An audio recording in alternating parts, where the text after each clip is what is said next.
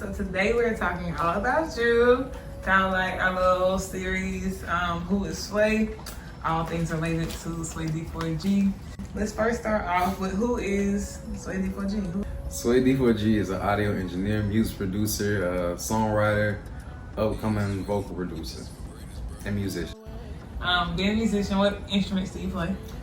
Keyboard and drums. Any instruments you kind of interested in learning in the near future? Oh yeah, guitar and saxophone. Because guitar is like, I love acoustic guitar and I love the lead guitar, like how it screams and how people can, talk with it while they're playing. And what's it? Saxophone. Saxophone, I like how they talk on that too. It's like, and that's more like a R&B jazz type feel, and I really like that. So how long have you been playing the instruments that you play? I've been playing drums since the age of 6, so about 22 years now, and piano, I've been off and on with piano, so since about the age of 12, 13. Okay. So would you say that drums is more of your favorite, or is it No, just... piano is my favorite, but drums is where I started. Okay. So what got you into wanting to learn the piano in the first place? Just seeing how you can make so many melodies, you can play that by itself with nothing else, and you can do everything with it. You can play words, you can play a whole song. Like drums, you can't really do that, you can just keep the rhythm, but piano, you can actually talk through your music. It's true. Okay, so talk a little bit about the instruments that you like to play. So what kind of got you started with drums? Because you said that was the first one that you started with. Drums, coming up in my mom's church, she's a pastor, so basically all we really had was like a drum set and a keyboard or a piano and an organ that nobody in there knew how to play. So we had a drummer, but that's the only thing anybody really knew how to play, or just get up and play without being taught. So drums became my first love because sometimes the drummer wouldn't come to church, so I would hop on and me and my cousin would take turns, so that's how that started. Okay. And also band, where I started playing basically everything: snare, bass drum, quints, quads. Okay, so let's start with kind of the church influence, since that's kind of where the love started. Are there any things that kind of currently still influence your music today from your church background? Of course. When I first started making beats, everybody said my beats were too churchy and they were kind of sad and sound like some praise and worship type thing. And then, so I stopped that and started going more into trap and Afro beats. And then they started saying, okay, I want ride wave, which is back to gospel roots and stuff like that. Like a lot of ride wave is soul music, so that's really something you can take to church. You can play his melodies in it, they wouldn't know.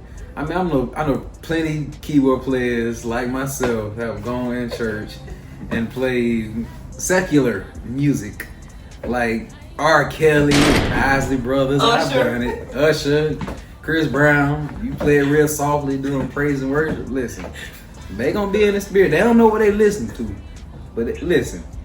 When you play "Can You Stand the Rain," that was it for me. But you had to like do it a certain way with it. They don't know it's "Can You Stand the Rain," but it's "Can You Stand the Rain." They could sing little words to it. Yeah, I love that one. So speaking to that and kind of like that church influence, are there any like major gospel producers or artists that kind of really influence that more gospel-centered sound that you have? Yeah, J. Moss, Kirk Franklin. See, I've always been a Dietrich Haddon fan, so a lot of his music kind of resonates with what I do. My favorite song from him is "Rest in Place." So I love that song. that's one of my favorite songs, and it kind of resonates in my music for what I do, like the African drums and stuff like that. So Your keys sound a lot like that too, now that I think about it. So, kind of speaking to what I was just commenting on. Donnie McClurkin too. Yeah, you love some Donnie McClurkin. Speaking to that though, what are some things, like specific things when you think of gospel that you actually pull from that actually make some of your beats come together? Basically, like, well, a lot of gospel songs, like other different genres, I feel like gospel songs that really have like a nice melody and is actual a ballad song, they actually they tell a story. You can see how each part of it tells a story, how it builds to the next one. I like the gospel transitions, like how they like the instrumentalists, how they transition from one part to the next part, and it's actually a full production. So when you're thinking of like an upcoming producer or even an upcoming artist that might be wanting to get a little bit more advanced in their music studies, things they're looking into, what are some things that you would suggest they listen for that they can gain from like gospel music? Okay, gospel music helps a lot for artists or singers. Seeing like the riffs and runs they do, the tone of their voice, how they control their vocals. It's a lot to look at, especially Kim Burrell, who's a vocal coach. She is amazing. Look her up. For sure, for sure. So is it something that like you look for when you're looking at singers, like if they've sung in the church before, or is that something that you prefer or don't prefer? Do you notice the difference when you hear singers that do? You can definitely tell the difference if you've sung in a church before, or like you grew up singing in church, or if you kind of just started or something like that. But yes, it's definitely a difference in voices. So the difference in their voices is the church that goes very confident in what they're singing. They like that sound has that gospel flow to it. It's like how they do their runs, how they do their riffs. But overall, that's really what it is. How they like the tone in their voice, how they carry it throughout the song. Church, you learn without auto-tune. So ain't no effects in church. Ain't that the truth? Ain't that the truth? Talk about that. Kind of like the have you noticed? We were watching the video about this before, and I kind of want to get your take on it. Watching the video about talking about like the amount that singers and rappers nowadays rely on auto-tune. Is that something that you've noticed? A lot of people do rely a lot on auto-tune. They're like, I need it. Like I had artists come in and say, I need the retune pitch this way, the flex tune this. Like they were on it. They knew exactly what they needed because they rely on that so much. But it was one session where I basically turned the auto-tune off and actually made them sing without the auto-tune, and they liked it even better. So I feel like actually learning your voice before just going on an auto-tune and all these other effects that you want, actually train your voice to sound how you want it to sound. I probably don't like to record with auto-tune because I don't like to actually print it into the vocals. And printing it means that's your vocal for the rest of the track. Regardless if I put another auto-tune on it, that's your plain bass layer right there. So I like to record your dry vocals without auto-tune and then go ahead and put the auto-tune on the actual track later on so I can tweak it how I want it. But as for rappers, I put a good bit of auto-tune in there, but not enough for you to really notice. It's just to give a little bit more texture to their vocals. And for singers, I use the auto-tune for basically pitch correction and depending on if you can really sing or not. Okay, so let's talk a little bit about the band. Could you say you were in the band, right? So you played what instruments in the band again? In the band, I played snare drum, bass drum, timpani, xylophone, marimba. I think that was it. Yeah, I think that's it too. Yeah. So out of those, do you have a favorite? Quints and quads too. But probably those, quints and quads. And quints and quads is like the 4 or 5 drums you saw in high school. Somebody was playing all those drums. So that is. But yes, I feel like with that, it's so much creativity you can do. Like you hitting different drums and it can easily sound bad when you hit the wrong drum. But like on snares, just one drum, you just but I mean, I feel like I don't know. I like to add more flavor to it with the quints. Might have a video of that later sometime. That'd be a good one. We love the quints. So when we talk about band and kind of like playing the drums and all those things, what kind of influence does that have on a lot of your beats, if any? Actually, my most difficult part about making beats is drums. Even though I can play drums, but actually programming drums, listen, I'll program melodic loops, any kind of loops you want all day long. But I got the melody for you, but the drums, it's gonna take me a little minute. Cause it's not that I can't do it; it's that I'm real particular about how I want my drums. I wonder if it is because you are a drummer, like you hear them in your head a certain way. Yeah, cause like I put things in my mind as like, could a band play this? So I try to get like a drum section where like a drum line could play this and it's not too much. But then it's like, okay, maybe I want this to sound like a trap set, like a regular drum set. So do you think it would make it any easier if you actually had like a drum machine? Oh yes. Actually, I'm gonna get an actual electronic drum set so I can actually just play it and do it like that. So are there any other ways outside of, I mean, I know you said that you kind of think about making things as if a band can play them, but are there any other ways throughout your business that the band kind of influence, or the band playing influences what you do? Oh yeah, my melodies. Cause like I do want to come out with like a little album where bands can play it. Like it's an arrangement for bands, different across the world, mostly HBCUs because that's where I'm from. But yeah, I want to go ahead and get it across different platforms so different people can like actually see that there's still people out here trying to arrange music for bands and stuff like that, not just their music directors and stuff like that. So that's pretty cool. So speaking to the band composer or like the band arrangement type of vibe, are there any people that kind of influence you in the band space? Yes, my band director, Mr. Kendall Hills, from Mullins High School. He was a dope band director. He was tough, but listen, that band count. Listen, drop and give me 25. Drop, give me 50 for dropping a stick. Listen, it ain't easy, but yeah, him. Mr. Starks, he was my middle school teacher in North Carolina. He helped me really get in the door with drumming, like knowing all my scales and notes and music theory and all that stuff.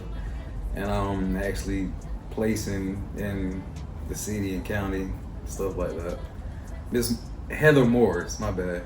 She was our middle school band director. She died the year after I left there, but yeah, that's when I actually started band. So we didn't really listen in that class, but I wish I did. But she was a great teacher.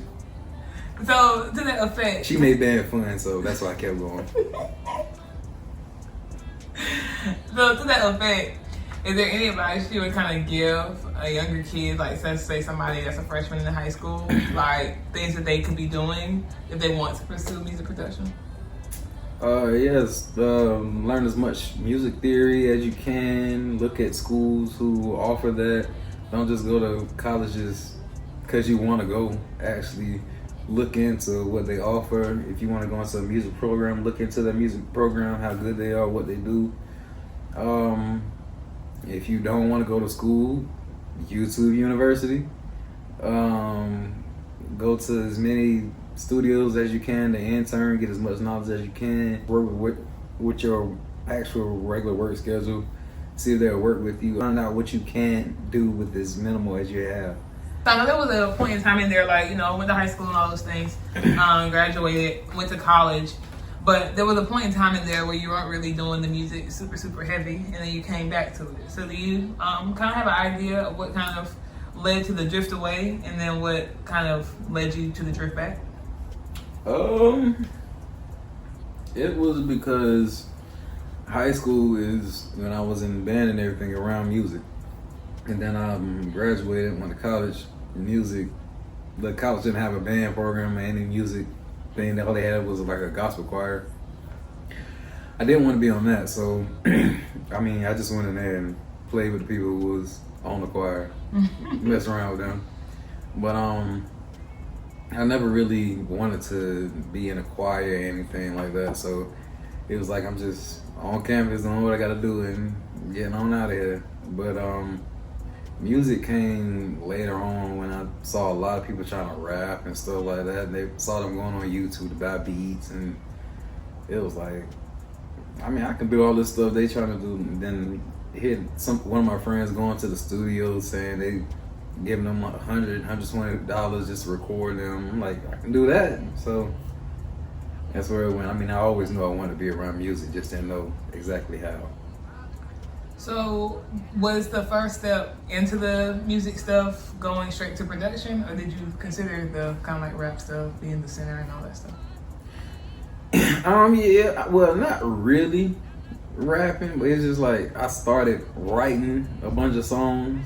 So it was like I would basically write them, and I actually went to the studio and recorded myself twice, I believe. But it didn't really go anywhere. I wasn't really into it, so it was like, this is like not my space to be behind the mic. I'd rather be behind the computer, making everything happen for you, like helping you put your vision together. But actually behind the mic, under the spotlight, that's not me. So what led you know that being behind the computer, like what experience behind the computer kind of let you know that that's where you needed to be, as opposed to even, because you can not be behind the mic and, go do management or A&R or something like that. So what let you know that behind the computer was where you wanted to be? Because I like the actual creativity of it all, putting everything together, like being the foundation of it. So like I know this is where it starts. Okay, you wrote a song, you got a beat, but now you need all of this recorded. You need to record it, mix and master. And I wanted to be that in between, to where, okay, now this is your sound, but I'm putting my sound on it too. We can put it out there into the world and make it grow. You live in Atlanta now. Is the music what brought you to Atlanta? No. What brought you to Atlanta? Well, my wife was accepted to the prestigious Morehouse School of Medicine. So we had already had to come down here. So right before that, I was already starting the music thing, to making beats and engineering a little bit. So I mean, once I got here, I just looked up at a studio, started interning there, and it basically went up from there. It's like, I really don't understand how all this stuff happened, but it happened. Like, that's God's favor there. I tell you, I don't know how it happened either. I don't know how it happened. It just kind of fell into place. So though you did not intend on being in Atlanta, what are some things you kind of gained from the experience being in the atmosphere, especially in such a thriving music community? Some dope connections, new relationships. Met a lot of people in the industry, a lot of artists just getting into the industry, and a lot of upcoming artists. It is a lot of open mics with some great singers, poetry, all type of stuff. But it's a lot. It's a lot of people you can talk to about music, about all different avenues, not just music, that can also help you to get where you're trying to go. So, what advice would you give somebody that's thinking about moving to Atlanta for like the music scene? Would you advise it? I would say before you actually move to Atlanta, make some connections so you like have a direction of different people to work with and where you want to go. While you're here in Atlanta, it's not like you can just come here and boom, you're on the scene. You actually have to work. Like when I first got here, I went to so many open mics and shows for different artists just to meet other people. Yeah, I don't do it as much now because I mean I've got a lot of connections. So But yes, when you first get here, you need to actually network and talk to people. So would you say that it's worth moving out here for an artist or a producer upcoming? Yeah, it's definitely, you should definitely move to Atlanta, LA, or New York. I mean, those are the hot spots right now for artists. I know a lot of artists that move either to LA or to New York from here in Atlanta. So yeah, those are the 3 hot spots. So going back to your 15-year-old self, what are some things that, looking back on it now, that you wish you would have done differently? I wish I would have learned a lot more instruments while I was in high school, take advantage of it. I actually learned all the music theory I needed, like not just the basic scales. Like I never knew what a pentatonic scale was, but I mean, what is it, Hindu, something like that? Man, it's so many other scales that you can learn and do so many other melodies and progressions with, but yeah, it's a lot that I did not learn in high school that I had the opportunity, but my mind was in other places. Mind was elsewhere. So let's talk about it, because I know that like in high school you do a lot of stuff that's audio and music production kind of related, adjacent, but it's not what most people would traditionally think of. In music production, like doing plays and all that stuff. Talk about any of that stuff actually help like your music production now? Yeah, because in high school I was at a vocational program under Mr. Moore's ward, where he taught us the ins and outs of audio production, sound production, basically. How you work stage lighting, how you set up the sound for a venue, live music, different things like that. Again, I didn't really listen a lot. I should have, but I mean, it got me on the back end because it's stuff I really need to know now, and I had to learn it all over again. I could have had this 10 years ago, but reintroducing myself to things I did not listen to in the past. I got one more major question I want to ask you. I think we can kind of sum this up. So, what Swayy 5 years from now? What are some things that you hope to have accomplished or in the works? What are some goals? I hope to have a nice Maybach in my driveway. Oh, okay, come on, Maybach. Okay. Y'all hear that? That's my man. But nah. I plan to work with a lot more artists, actually lock in with some artists and start building with them. Actually start building my studio, my home studio. Well, not my home studio, but my actual studio in South Carolina. Standalone studio where people can come in and world view my headquarters when I moved back from Georgia. But other than that, basically staying with the music, learning and growing as much as I can. Getting a Grammy. That would be nice. Well, hold on. In 5 years? At least Grammy nominated. Yeah, I'm about to say, getting a Grammy in 5 years would be a high aspiration, but the Grammy nomination is a good one. That's a good one. Yeah. That's always on the list. Any, as far as like number of projects, albums, things like that, any goals in that front? Nah, I don't really want to put a limit on it. Okay. But you do want to put some out, put some more music out for yourself? Oh yeah, I'm putting out a lot of singles, albums collaborate with other artists, producers, a lot more in store. What would you want the takeaway to be? What are some things that you want to have had accomplished before you leave this earth? Basically for my sound to be known across the world. I mean, I don't really care to be known, but for people to know my sound, and to say that I work with some of the greats, and I've never really cared for the spotlight, but like a Quincy Jones. Like, he's done everything in the background that you can think of, but actually being in the light, he's done stuff in the light too, but he's done so much behind the curtains that people don't even know, and that's how I want to be. That's so true. Not half as many people know Quincy Jones as they know Michael Jackson, but that is the man behind the great majority of this project. Who made Thriller? Yeah, but that's the man that made the big project that we all know, but most people We could Are not. World? Okay, Oh. but most people could not point him out in a lineup. That's true. That's so true. That's cool though. That's cool that you want your impact to be known more than your face. That speaks a lot to who you are as your court. Awesome. I think that concludes this one. Yes. We out. I'm in charge of my own life now. I see how life can be. It took a while.